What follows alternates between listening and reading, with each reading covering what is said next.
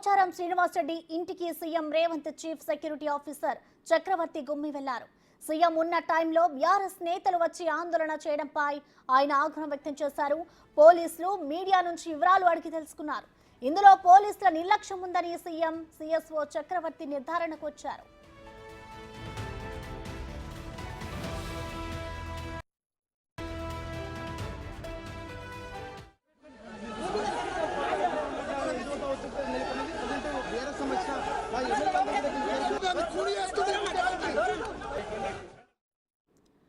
పోచారం శ్రీనివాసరెడ్డి ఇంటికి CM Revanth chief security officer Chakravarthi గుమ్మి వెళ్లారు.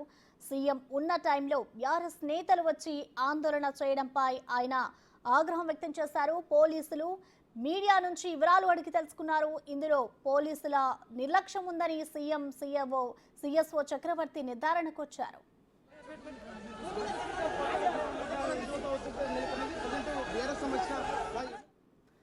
దీనికి సంబంధించిన కంప్లీట్ డీటెయిల్స్ మా ప్రతినిధి సైదులు లైవ్ ద్వారా అందిస్తారు. సైదులు చెప్పండి, పోచారం ఇంటి వద్ద ఏదైతే ఉద్రిక్తతలు నెలకొందో దీనికి సంబంధించి ఇటు పోలీసుల నిర్లక్ష్యమే ఉంది అంటూ కూడా ఇటు సిఎస్ఓ చెప్పుకొస్తున్నారు. దీంట్లో వాస్తవం ఎంత ఉంది, అక్కడ ప్రెసెంట్ డీటెయిల్స్ ఏ విధంగా ఉన్నాయి సైదులు?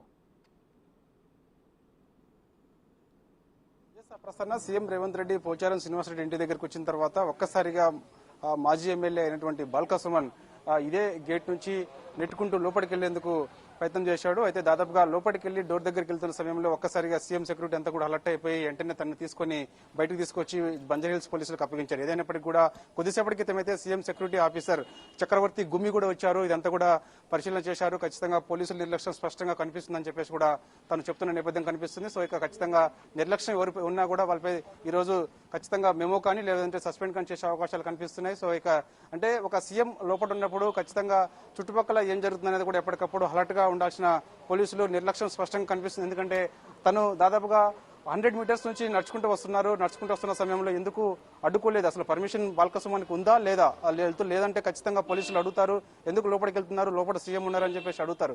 కానీ తను వెళ్తున్న సందర్భంలో ఎవరు కూడా తను ఏం అడగలేదు. ఖచ్చితంగా గేట్ దగ్గర దాకా వెళ్ళడం జరిగింది. గేట్ దగ్గర కూడా ఎక్కడ తనని ప్రశ్నించిన సందర్భం కనపడలేదు. కాబట్టి ఖచ్చితంగా ఇక్కడ ఉన్నటువంటి పోలీస్ ఆఫీసర్స్ ఎవరు కూడా ఎందుకు లోపలికి వెళ్తున్నారని చెప్పేసి అడగకపోవడంతో తను నేరుగా గేట్ తోచుకుంటూ లోపలికి వెళ్లారని చెప్పేసి కూడా కొద్దిసేపటి క్రితమే సీఎం సెక్యూరిటీ ఆఫీసర్ అయినటువంటి చక్రవర్తి గుమ్మి వచ్చారు, అంతా పరిశీలించారు. అట్లే ఎస్ జోన్ డీసీపీ కూడా విజయ్ కుమార్ వచ్చారు. సీసీటీవీ ఫుటేజ్ కూడా పరిశీలించబోతున్నారు. ఇక్కడ జరిగినటువంటి కొన్ని ఆధారాలు ఏదైతే ఆధారాలను కూడా మీడియా నుంచి కూడా సేకరించారు.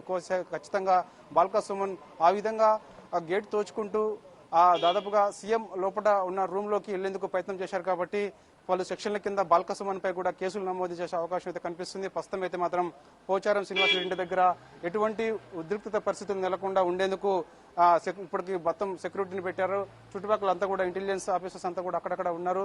సో ఎటువంటి అవాంఛనీయ ఘటనలు చోటు చేసుకోకుండా ఇప్పటికైతే ఎవరైతే ఇక్కడికి ఆందోళన చేసేందుకు వచ్చారో విద్యార్థి సంఘ నాయకులు కానీ, అదేవిధంగా బీఆర్ఎస్పీ రాష్ట్ర అధ్యక్షుడు గెల్లి శ్రీనివాస్ యాదవ్ కానీ, అదేవిధంగా బాల్క సుమన్ కానీ, ఇతర విద్యార్థి నాయకులు కానీ వీళ్ళందరిపైన పలు సెక్షన్ల కింద బంజారాహిల్స్ పోలీస్ స్టేషన్లో అయితే కేసులు నమోదు చేసే అవకాశం అయితే స్పష్టంగా కనిపిస్తుంది.